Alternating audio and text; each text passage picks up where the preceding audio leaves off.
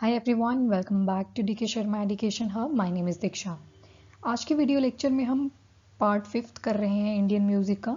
हमने last time classification देख ली थी और उसमें हिंदुस्तानी क्लासिकल म्यूज़िक जो था वो स्टार्ट कर दिया था, ये वाला। आज जो है हम हिंदुस्तानी क्लासिकल सिस्टम को ही देखेंगे, बट उसमें आज जो 10 मेन स्टाइल्स हैं वो क्या हैं। सारे स्टाइल्स तो याद करने की ज़रूरत नहीं है बिल्कुल भी, तो जो 6 इम्पॉर्टेंट हैं, 6 में भी 4 ज़्यादा इम्पॉर्टेंट हैं, वो हम कंप्लीट देख लेते हैं कि क्या डिफरेंसेस हैं। So around 10 styles of Hindustani classical music. तो कौन कौन से हैं, जैसे ध्रुपद, गज़ल, ख्याल, तराना, टप्पा, धमर होरी स्टाइल। तो ये बहुत सारे हैं, 10 हैं टोटल, बट हम इनमें से 6 देखने जा रहे हैं। First is Dhrupad. अब ये जो ना 2 पिक्चर्स हैं साइड में, इसको मैं पहले ही क्लियर कर दूं। ये जो पहली पिक्चर लगाई है ये म्यूजिक इंस्टीट्यूट ऑफ अमेरिका की है। वहाँ पे रिप्रेजेंटेशन करी थी ध्रुपद की, तो वहाँ से ये पिक्चर उठाई गई है। और जो नीचे है ये हिस्टोरिकल पिक्चर है, ठीक है। ये हमें कुछ हिस्ट्री से रिलेटेड बताता है, और अगर आपने हिस्ट्री पढ़ी है तो स्पेशली 7th क्लास की बुक में आई थिंक फर्स्ट चैप्टर जब शुरू करते हैं तो वहाँ पे ये पिक्चर लगी हुई है। ये तानसेन की पिक्चर है। उस टाइम 13th सेंचुरी के आसपास ये बहुत पॉपुलर हुए थे। तो ओल्डेस्ट स्टाइल अगर देखें हिंदुस्तानी क्लासिकल सिस्टम में या म्यूजिक सिस्टम में, तो वो कौन सा है, ध्रुपद। एंड 13th सेंचुरी में बहुत ज़्यादा पॉपुलर होता है। और जब क्लाइमेक्स पे चला जाता है, क्लाइमेक्स होता है जो हाईएस्ट पॉइंट होता है, कल्मिनेशन होता है, जेनिथ जो हाईएस्ट पॉइंट होता है, वो अकबर के टाइम पीरियड पे जाता है। तो ध्रुपद जो था वो अकबर के टाइम पे बहुत ज़्यादा पॉपुलर हुआ था। एंड फेमस वोकलिस्ट इसमें ध्यान रखने ज़रूरी होते हैं। एक तो ये रखना ही है, बाकी रहे या ना रहे दैट्स योर चॉइस कम्प्लीटली। तो एक है तानसेन, जिनकी पिक्चर आपको साइड में दिख रही है। तो तानसेन तो पता ही होना चाहिए। जैसे आप अगर कोई भी सिविल सर्विस एग्ज़ाम से नीचे का एग्ज़ाम दे रहे हैं तो उसमें तो इतना काफ़ी है, बट जब तो बात आती है सीएससी एग्ज़ाम की, तो उसमें आपको सभी वोकलिस्ट का पता होना चाहिए। बिकॉज कभी भी ऐसे क्वेश्चन आ जाए ना आर्ट एंड कल्चर में मेंस में, तो you have to write some vocalist at least. पर बाकी जो है उनके लिए तानसेन इज क्वाइट इनफ। दूसरे हैं गोपाल दास, तीसरे हैं स्वामी हरिदास। तो तानसेन, गोपाल दास एंड स्वामी हरिदास। सो ये हो गया Dhrupad. This was the first style या फर्स्ट स्कूल भी बोल सकते हैं इसको हिंदुस्तानी क्लासिकल म्यूजिक का। तो अगर स्कूल बोला हो तब भी ध्रुपद आएगा, और अगर स्टाइल पूछा है तब भी ध्रुपद आएगा। सेकंड आता है ख्याल। ख्याल का क्या मतलब होता है, बोलते नहीं आपका क्या ख्याल है, आपका क्या विचार है। तो ये ख्याल बेसिकली एक पर्शियन वर्ड है, ठीक है, पर्शियन वर्ड है जिसका मतलब क्या हुआ, इमेजिनेशन। इमेजिनेशन या फिर आइडिया कह लो। अमीर खुसरो आपने पढ़े होंगे 13th सेंचुरी में, तो उन्होंने इसको बहुत पॉपुलर करा था। ये है अमीर खुसरो, साइड में पिक्चर आपको दिख रही है। एंड 2 तरह का होता है ख्याल। कैसा कैसा, एक तो आपका बड़ा ख्याल हो सकता है या छोटा ख्याल हो सकता है। बड़ा ख्याल का क्या मतलब है, आपको उसको सोचने में टाइम लगेगा ना, बड़ा टाइम लग जाएगा, तो दैट इज़ बड़ा ख्याल। बड़ा ख्याल जो होता है उसको गाया जाता है बिल्कुल स्लो टेम्पो में, सिंग इन स्लो टेम्पो। धीरे धीरे गाएंगे, स्लो वर्जन में गाएंगे, तभी चलेगा ना वो लंबे टाइम तक, तो दैट इज़ बड़ा ख्याल। और छोटा ख्याल क्या होगा, थोड़े टाइम के लिए रहेगा, पर इसको क्या करेंगे, फास्ट गाएंगे, तभी इसको बोला गया दैट इज़ छोटा ख्याल। तो 2 वैरायटीज़ देखी हमने ख्याल की, बड़ा ख्याल एंड छोटा ख्याल। अब जो कॉम्पोजिशन है ख्याल की, वो उसमें आता है एक इम्पॉर्टेंट पॉइंट, बंदिश। बंदिश कह लो या चीज़ कह लो, चीज़ खाने वाला चीज़ नहीं, चीज़ होती नहीं है, चीज़, ये वाली चीज़। तो बंदिश जो है वो एक कंपोनेंट है ख्याल का। बंदिश भी 2 तरह की होती है, एक होती है अस्थाई, एक होती है अंतरा। जो अस्थाई है बेसिकली, अस्थाई वाली जो होगी ना, ऑक्टेव्स होते हैं।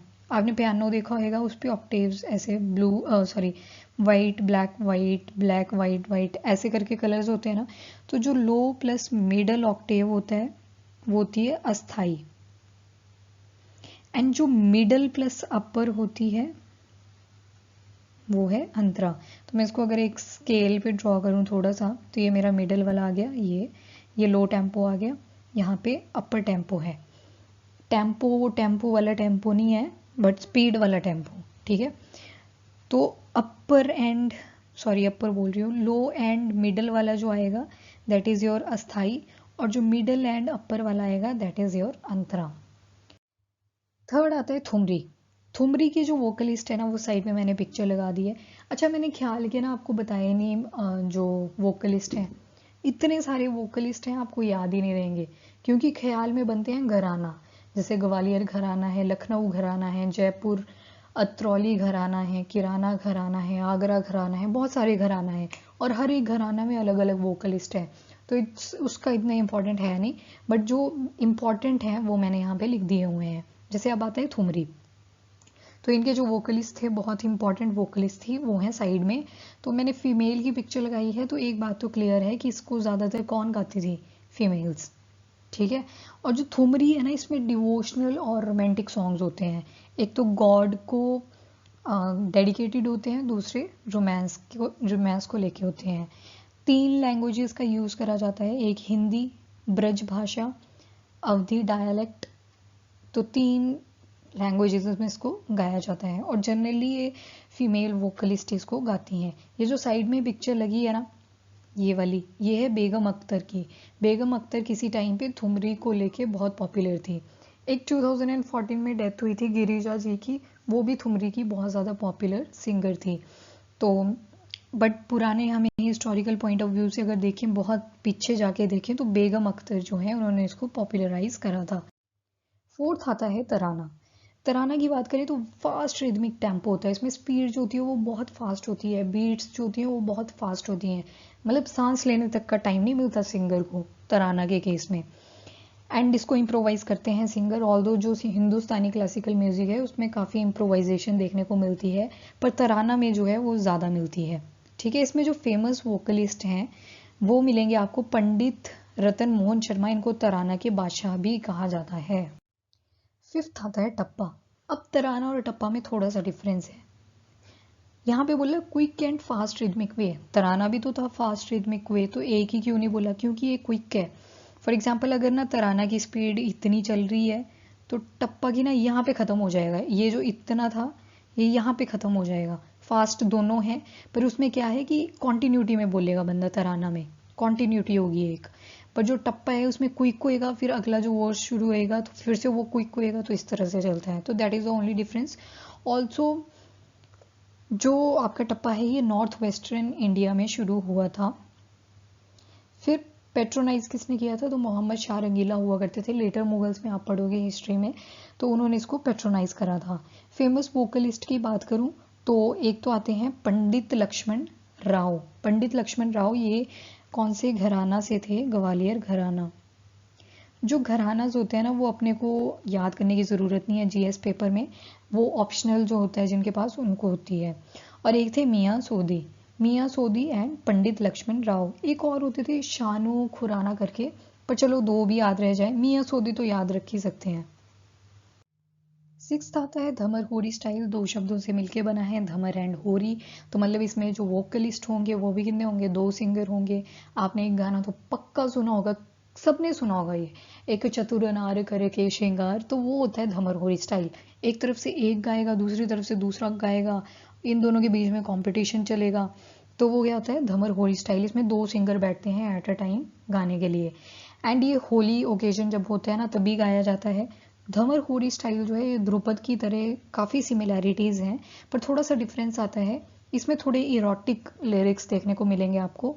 अब देखो रासलीला कौन से गॉड करा करते थे, तो कृष्णा, तो उनसे रिलेटेड है ये, पर ये कुछ गलत सेंस में नहीं है, ये डिविनिटी को दिखाता है साथ में, ठीक है। जो यहाँ पे इरोटिक लिरिक्स हैं वो कुछ और होंगे, आप सुनना, यूट्यूब पे बहुत सारी वीडियोस पड़ी हुई हैं। और जो आज के सॉन्ग्स है ना उसमें और इसमें बहुत डिफरेंस है, मतलब अर्थ और सन का डिफरेंस पड़ेगा। तो that is your dhamar Holi style. 7th है गज़ल। गज़ल तो कईयों की फेवरेट भी होगी। इसमें क्या दिखाया जाता है, बहुत ही पेन होता है या बहुत ही लव होता है, तो आपको गज़ल में देखने को मिलेगा। इसमें जो लाइन होती है ना वो 12 शब्दों की होती है, फिर उसी के बाद अगली शुरू होएगी, पर सेम कपलेट जो है वो शुरू होंगे। छोटा ख्याल भी बोल सकते हो आप गज़ल को, छोटा छोटा जो वर्जन होता है वो होता है ये, छोटे छोटे शब्दों में चलता है, 12 कपलेट्स होते हैं सिर्फ। इमोशनल फीलिंग जैसे पेन एंड लव को दिखाता है, और 13th सेंचुरी में ही ये पॉपुलराइज हुआ था। फेमस गज़ल सिंगर देखें तो गुलाम अली हैं, ये काफ़ी लोगों के फेवरेट भी होते हैं, और दूसरे हैं जगजीत सिंह, दोनों ही फेवरेट होते हैं, ये तो आपको याद रह जाएंगे। तो this is all about the Hindustani classical system. और आपने एक चीज़ नोटिस करी हो अगर, तो ये 13th सेंचुरी में ज़्यादा इमर्ज होके आता है, ठीक है, during the time period of Akbar. तो हमने देखा था कि अकबर काफ़ी सेक्युलर हो गए थे बाद में, तो उन्होंने म्यूज़िक को भी काफ़ी पेट्रोनाइज करा था। तो दैट्स वाई 13th सेंचुरी में आपको क्या देखने को मिलती है, हिंदुस्तानी क्लासिकल सिस्टम। अब जो नेक्स्ट लेक्चर आएगा उसमें हम स्टार्ट करेंगे Carnatic music. So this is the end of this video lecture, and next आएगा Carnatic music. Till then video को लाइक एंड शेयर ज़रूर करें, एंड चैनल को भी सब्सक्राइब करें। God bless you all.